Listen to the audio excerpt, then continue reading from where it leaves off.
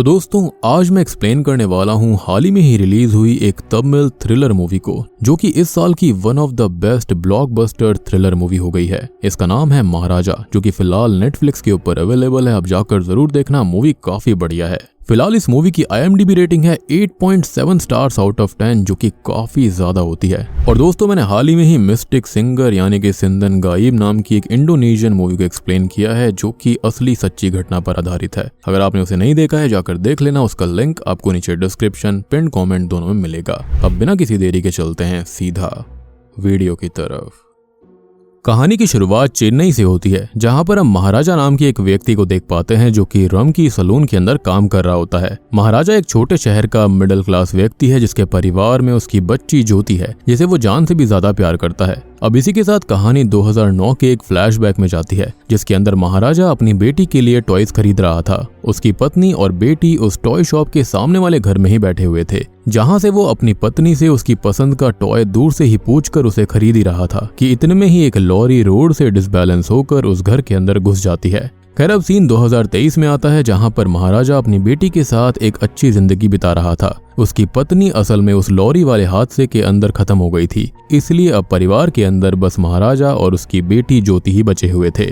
अब महाराजा के घर के अंदर एक लक्ष्मी नाम का डस्टबिन भी होता है, जिसे वो लोग बिल्कुल एक इंसान के जैसा रखते हैं, यहाँ तक कि उसे मंदिर में रखकर उसकी पूजा करी जाती है। अब ये बात काफी ज्यादा अजीब होती है, क्योंकि जिस चीज के अंदर कचरा फेंका जाता है उसकी पूजा करना बहुत ही अजीब बात थी। खैर महाराजा की बेटी ज्योति 10th स्टैंडर्ड में होती है, मगर जिस क्लास में बच्चों का ध्यान पढ़ाई पर होना चाहिए, उस वक्त ज्योति का मन स्पोर्ट्स में लगा हुआ था। उसी वजह से सभी टीचर्स उसकी कंप्लेंट किया करते और स्कूल के अंदर उसे काफी ज्यादा पनिशमेंट भी मिला करती थी। मगर उन सभी के बीच उसकी एक स्पोर्ट्स टीचर होती हैं, जिनका नाम आसिफा होता है, जो कि हमेशा ज्योति को सपोर्ट किया करती थी। अब एक दिन होता यह है कि ज्योति की बहुत ही ज्यादा कंप्लेंट होने पर स्कूल के प्रिंसिपल ने ज्योति और महाराजा को अपने चेंबर में बुलाया था, जिसके चलते प्रिंसिपल ज्योति को डांटने लगते हैं। लेकिन आसिफा ज्योति को बचाने के लिए एक और बच्चे को प्रिंसिपल के सामने पेश कर देती है, जिसके चलते प्रिंसिपल ने सबके सामने उसे थप्पड़ मारा और फिर वो ज्योति को वापस से डांटने लगे। अब महाराजा ने ज्योति को बहुत ही ज्यादा प्यार से पाला पोसा था, इसलिए वो ये सब और सहन नहीं कर पाता। उसने प्रिंसिपल को ज्योति से माफी मांगने के लिए मजबूर कर दिया था।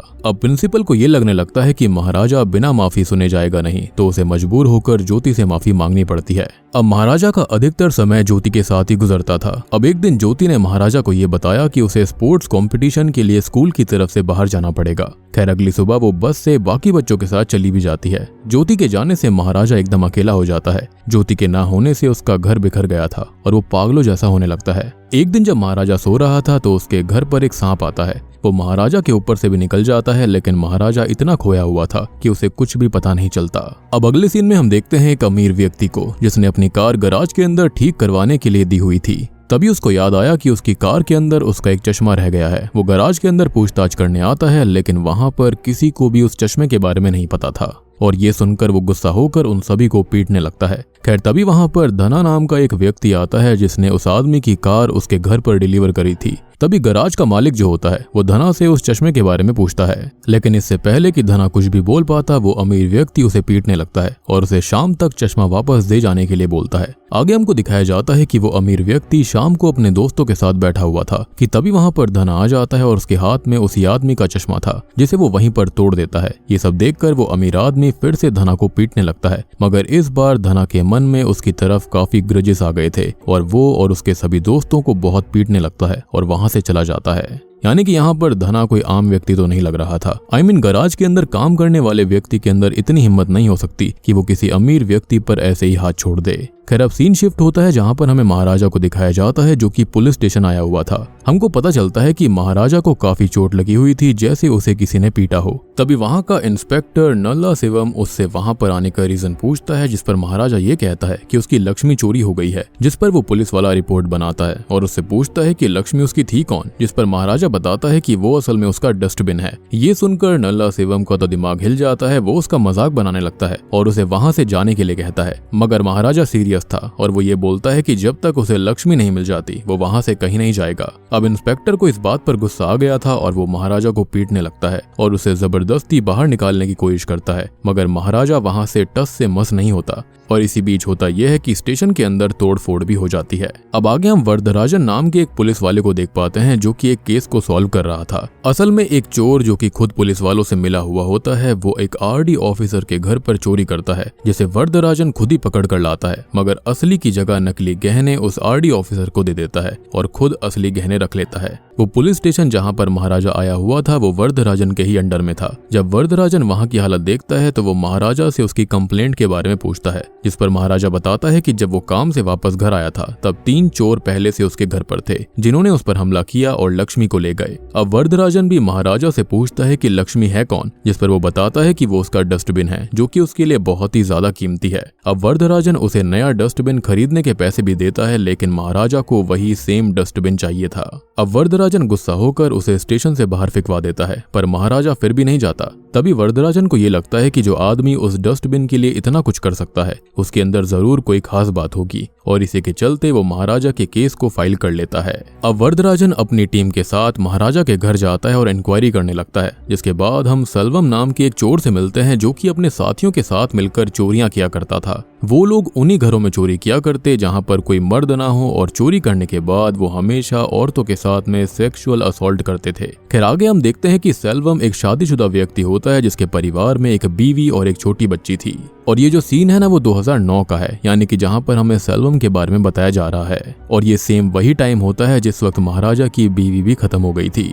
अब सेल्वम की बच्ची का नाम अम्मू होता है, जिसकी पीठ पर चोट का घाव भी था जो कि काफी गहरा था। अब सेल्वम दिन में वायरिंग का काम करता और रात में चोरी का, और इस बारे में किसी को कोई भी आइडिया नहीं था, उसके घर वाले इसके बारे में नहीं जानते थे। खैर अब मूवी प्रेजेंट टाइम में आती है जहां पर हम सेल्वम के घर के अंदर लक्ष्मी को देख पाते हैं, जिससे हमको पता चलता है कि उस रात महाराजा के घर पर सेल्वम भी था। दूसरी तरफ सभी पुलिस वाले लक्ष्मी को ढूंढ रहे होते हैं, मगर अभी तक उसकी कोई भी खोज खबर नहीं थी। महाराजा पुलिस स्टेशन में काम करने लगता है क्योंकि उसने वरदराजन को लक्ष्मी को ढूंढने के लिए 5 लाख रुपए की घूस देने का वादा किया था, जिसमें से उसने उसे खाली 50,000 रुपए अभी दे दिए थे। अब अगले सीन में हम नोटिस करते हैं कि महाराजा वरदराजन से मिलने के लिए बैठा हुआ था कि तभी धना की कंपनी का एक कार मैकेनिक वहां पर आता है। महाराजा के पूछने पर वो बताता है कि उसकी कंपनी में काम करने वाला धना काफी दिनों से गायब है, और वो महाराजा को उसकी फोटो भी दिखाता है। फोटो देखते ही हम फ्लैशबैक में जाते हैं जहां पर हम नोटिस करते हैं उसी अमीर आदमी को जिसे धना ने मारा था। अब महाराजा जब अपने घर में उन चोरों से लड़ रहा होता है तभी एक चोर के पास से उसे एक कार की पर्ची मिली थी, जिसके मालिक का पता लगाते हुए महाराजा उस अमीर आदमी के पास गया, और हम देखते हैं कि धना के वहां से आने के कुछ ही समय पहले महाराजा वहां पर आया था, और जब वो धना को वहां पर मारपीट करता देखता है तो महाराजा को उस पर शक होता है और वो धना का पीछा करने लगता है। ये देखकर धना अपने कुछ साथियों को बुला लेता है और वो सभी मिलकर महाराजा को मारने लगते हैं। बातों ही बातों में धना महाराजा को पहचान लेता है और उसे बताता है कि वो उसके घर में भी चोरी कर चुका है। ये सुनते ही महाराजा उन सभी को बहुत ही बुरी तरह मारता है और धना की बैग पर कुछ देखने लगता है, जिसके बाद धना उसे बताता है कि उस दिन उनके साथ एक पुलिस वाला भी था जो कि उस चोरी में शामिल था, इसलिए महाराजा कुछ नहीं कर पाएगा। जिस पर महाराजा गुस्से में आकर उसका गला ही काट देता है, और क्योंकि धना ने ये बोला था कि उस चोरी में एक पुलिस वाला भी शामिल था, इसलिए महाराजा पुलिस स्टेशन आया हुआ था। उसका असली मकसद तो उस पुलिस वाले को ढूंढना था जो कि उस रात उसके घर पर था। एनीवेज अब हम देखते हैं कि सब तरफ ढूंढ लेने के बावजूद भी जब पुलिस को लक्ष्मी नहीं मिलती तो वो एक नकली लक्ष्मी बनवाने के लिए जाते हैं। अब तभी सीन 2009 की तरफ आता है जहां पर हम सेल्वम को देखते हैं जो कि अपने साथी सबरी के साथ में चोरियां किया करता था। खैर अब उसकी बेटी का आज बर्थडे होता है, इसलिए वो अच्छा दिखने के लिए महाराजा के ही सलून के अंदर जाता है,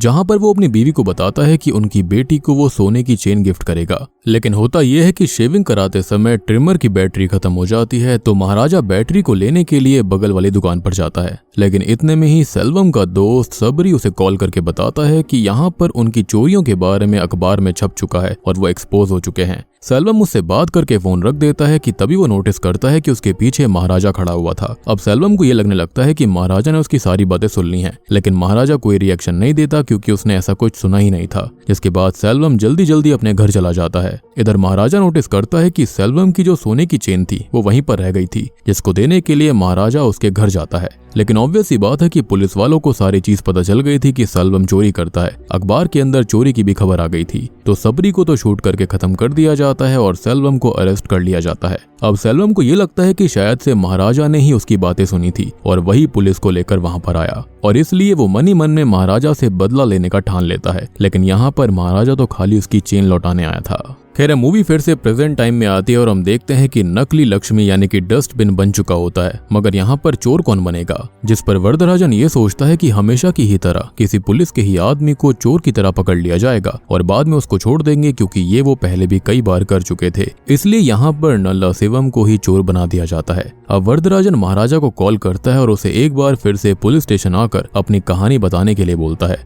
अगली सुबह महाराजा पुलिस स्टेशन आता है और फिर से कहानी सुनाने लगता है। यहाँ पर कहानी का एक बड़ा राज सामने आता है। महाराजा बोलता है कि वो रात 10 बजे अपने घर पर आया था, पर असल में वो घर पर था ही नहीं, बल्कि ज्योति घर पर आई थी, जहाँ पर वो चोर पहले से ही छुपे हुए थे, जो कि 3 लोग थे, जिसमें से एक वो पुलिस वाला भी था जो कि अभी महाराजा के लिए लक्ष्मी को ढूंढ रहा होता है, यानी कि नल्ला शिवम। जी हाँ, और दूसरा था सेल्वम, जो कि जेल से छूटकर महाराजा से अपना बदला लेने आया था। और यहाँ से हमको पता चलता है कि अभी तक जो भी सेल्वम के बारे में बताया गया था वो सारी चीजें पास्ट में हुई थी, यानी 2009 में, और प्रेजेंट में वो खाली अपना बदला लेने आया था। अब ज्योति इन सारी बातों से अनजान अपने घर पर कपड़े बदल रही थी, जहां पर ये तीनों उसको देखते हैं और फिर वो उसके साथ में गलत काम करते हैं और महाराजा के आने से पहले भाग जाते हैं। ज्योति की बहुत ही बुरी हालत हो गई थी। इधर वरदराजन जब उस पुलिस वाले को ये कहानी बताता है, यानी कि नल्ला शिवम को, तो वो डर जाता है और सेल्वम को तुरंत ही कॉल कर देता है। अभी तक नल्ला शिवम को ये लग रहा था कि महाराजा को कुछ नहीं पता, मगर अब उसे डर था कि कहीं लक्ष्मी को ढूंढते हुए वो न पकड़ा जाए। अब इधर सीन फिर से पास्ट में जाता है, जहाँ पर उसी रात जब महाराजा अपनी बेटी के लिए स्पोर्ट शूज लेकर घर आ रहा था, तो घर आकर वो अपनी बेटी को इतनी बुरी हालत में देखकर शॉक्ड रह जाता है और उसे तुरंत ही हॉस्पिटल लेकर जाता है। ज्योति की हालत काफी खराब होती है, जिसे देखकर महाराजा काफी ज्यादा दुखी हो गया था और वो बहुत ही ज्यादा रो रहा था। ज्योति अपने पिता से ये कहती है कि उसके साथ ये सब करने वालों को वो ढूंढ कर लेकर आए, और उसी के बाद से महाराजा इन तीनों चोरों को ढूंढने लगता है। खैर अब कहानी में प्रेजेंट में आगे दिखाया जाता है कि वरदराजन और उसकी टीम उस रात के सीन को रिक्रिएट करने के लिए महाराजा के घर जाती है, जहां पर वो ये सब कर ही रहे होते हैं कि तभी महाराजा एक बहाने से सभी पुलिस वालों को गले लगाता है और तभी उसे नल्ला शिवम मिल जाता है, जिसकी बैक पर चोट का निशान था, और महाराजा समझ जाता है कि ये वही आदमी है जो कि उस रात उसके घर पर आया था, ज्योति के साथ गलत किया था। अब इससे पहले कि महाराजा कुछ कहता, वरदराजन बोलता है कि वो उसको नहीं छोड़ेंगे, जिस पर महाराजा को कुछ भी समझ में नहीं आता। असल में यहाँ पर हमको ये पता चलता है कि जब धना की मौत हुई थी, तो उसके बाद यहाँ पर बात वरदराजन को पता चल गई थी कि केस में हो क्या रहा था। उसने पूरी चीज यहाँ पर सर्च करी, वो डॉक्टर के पास गया था, जहाँ पर उसे पता चला कि महाराजा की बेटी ज्योति के साथ में गलत काम किया गया था, और वो पहले से ही जानते थे कि महाराजा सब कुछ जानता है। इनफैक्ट वो तो इनडायरेक्टली महाराजा के साथ मिलकर उसकी ही हेल्प कर रहे थे, ताकि यहाँ पर वो उस पुलिस वाले को पकड़ पाएं जो कि ये गलत काम करता है। और अभी तक ये सब खाली लक्ष्मी को ढूंढने का नाटक कर रहे थे, ताकि नल्ला शिवम को शक न हो। जिसके बाद वरदराजन महाराजा को नल्ला शिवम को मार देने के लिए कहता है और एक वेपन भी देता है, और बाकी सभी लोग उस पुलिस वाले को यानी कि नल्ला शिवम को महाराजा के साथ घर में बंद कर देते हैं, जिस पर महाराजा उसे वहीं ऑन द स्पॉट मार डालता है। वरदराजन का ऐसा मानना था कि ऐसे लोगों के लिए कोई भी सजा कम पड़ेगी और वो माफी के लायक बिल्कुल नहीं है। खैर अब कहानी आगे बढ़ती है और महाराजा को पता चल गया था कि नल्ला शिवम और धना के साथ में जो तीसरा व्यक्ति था वो फिलहाल एक कंस्ट्रक्शन बिल्डिंग में काम करता है और वहां छुपा हुआ है। जिसके बाद वो वहां पर जाता है और सेल्वम को देखते ही उसे फ्लैशबैक के सीन्स याद आते हैं, जब सेल्वम को पुलिस पकड़कर ले गई थी। ये देखकर महाराजा उसे बहुत मारता है। उसे काफी पीटने के बाद सेल्वम उससे ये कहता है कि मैं तो कुछ दिन में ठीक हो जाऊंगा, मगर तुम्हारी बेटी इस हादसे से कभी भी उभर नहीं पाएगी। और तभी हम नोटिस करते हैं कि टीचर आसिफा ज्योति को लेकर वहीं पर आती है। और दोस्तों अब यहाँ पर खुलते हैं इस मूवी के सबसे भयानक असली पत्ते। तभी ज्योति सेल्वम को एक चेन देती है और बोलती है कि ये चेन वो रख ले, और वो वहां से चली जाती है। ज्योति को लगा था कि वो लोग उस दिन घर में चोरी करने आए थे। चेन देखकर सेल्वम बिल्कुल चौंक जाता है। असल में ये वही चेन होती है जो कि सेल्वम ने 2009 में अपनी बेटी को उसके जन्मदिन पर देने का सोचा था। और यहाँ पर एक बार फिर से 2009 का सीन दिखाया जाता है, जहाँ पर हम नोटिस करते हैं कि सेल्वम के अरेस्ट होने के बाद में उसकी पत्नी ये बोलती है कि वो उसकी बेटी ज्योति से दूर रहे, क्योंकि उनको इस बारे में कोई आइडिया नहीं था कि वो कितने गलत काम करता है और लड़कियों के साथ भी गलत करता है। तो ऑब्वियस सी बात है, ये सब सुनकर देखकर सेल्वम को गलतफहमी हो गई थी कि महाराजा ने उसे पकड़वा दिया, जबकि उसके बारे में ऑलरेडी पुलिस को पता चल चुका था। तो सेल्वम ने अपने मन में महाराजा के अगेंस्ट एक ग्रज पाल लिया था। और जैसे ही वो जेल से बाहर आया तो उसने ये गलत काम कर दिया। लेकिन शॉकिंग चीज ये होती है कि जब महाराजा वहां पर आया था तो वो अपने परिवार को लेकर सेल्वम के घर गया था। ये वही घर था जो कि हमने शुरुआत में देखा था। महाराजा सेल्वम की पत्नी को वो चेन देता है जो कि सेल्वम उसके सलून के अंदर ही भूल आया था, मगर सेल्वम की पत्नी उसे लेने से मना कर देती है कि ये भी चोरी की होगी। तभी महाराजा सेल्वम की बेटी के लिए टॉय लेने जाता है, जिसके बाद उनके घर में वो लॉरी घुस गई थी। अब इस हादसे के अंदर महाराजा की बीवी, उसकी खुद की बेटी और सेल्वम की बीवी सभी मारे जाते हैं, लेकिन खाली सेल्वम की बेटी बच गई थी क्योंकि उसके ऊपर डस्टबिन यानी कि लक्ष्मी गिर गई थी, जिससे कि सेल्वम की बेटी बच गई थी। और इसलिए ही ये लोग लक्ष्मी को बहुत ही ज्यादा अच्छे से रखते थे, इसलिए उसकी पूजा किया करते थे। उनके लिए वो भगवान से कम नहीं थी। आई होप आपको लक्ष्मी वाला कॉन्सेप्ट क्लियर हो गया होगा। और यहाँ पर हमको ये पता चलता है कि असल में महाराजा की वो बेटी जिसे महाराजा इतने समय से पाल पोस कर बड़ा कर रहा था, वो महाराजा की नहीं बल्कि सेल्वम की बेटी होती है। जी हाँ, तभी ज्योति की बैग पर सेल्वम को एक निशान दिखता है, जिसे देखकर सेल्वम को याद आता है कि उसकी बेटी पर भी ठीक ऐसा ही निशान था। यानी कि ये लड़की ज्योति नहीं बल्कि ये अम्मू होती है। यहाँ सेल्वम ने बदले की आग में अपनी ही बेटी के साथ गलत किया था, इनफैक्ट उसके साथियों ने भी किया था। अब सेल्वम अपने किए हुए पर बहुत ही शर्मिंदा होता है और महाराजा से माफी मांगता है, लेकिन अब बहुत देर हो गई थी। अब महाराजा, ज्योति और आसिफा वहां से निकल जाते हैं और सेल्वम अपनी गलती के लिए खुद को माफ नहीं कर पाता और वहीं ऑन द स्पॉट बिल्डिंग से कूदकर अपनी जान दे देता है। और बूम, इसी के साथ में ये मूवी यहीं पर खत्म हो जाती है। तो दोस्तों, ये थी महाराजा ग्रेट किंग फिल्म की कहानी। उम्मीद करता हूँ कि आपको ये Tamil blockbuster action thriller movie अच्छी लगी होगी। ये जो मूवी है वो तमिल फिल्म इंडस्ट्री की 2024 की सेकंड हाईएस्ट फिल्म बन चुकी है, यानी कि इसने काफी बढ़िया पैसे कमाए। 20 करोड़ में ये मूवी बनी थी, इसने अभी तक 110 करोड़ रुपए कमा लिए हैं। मूवी काफी बढ़िया है, काफी ज्यादा दिल को टच करती है। एक्शन सीन्स, एक्टिंग काफी जबरदस्त है। बाकी यहाँ पर सारी चीजें मैंने आपको ऑलरेडी समझा दी है, आपको सारी चीजें समझ में आ गई होंगी। फिर भी अगर आपका कोई डाउट है तो आप कमेंट सेक्शन में पूछ सकते हैं। तो वीडियो पसंद आई हो तो लाइक कर देना, चैनल के ऊपर नए हैं तो सब्सक्राइब कर लीजिए। बाकी आप लोग कमेंट करके बताना कि आपको ये फिल्म कैसी लगी। तो मैं आप सबको मिलता हूँ अगली वीडियो के साथ में, तब तक के लिए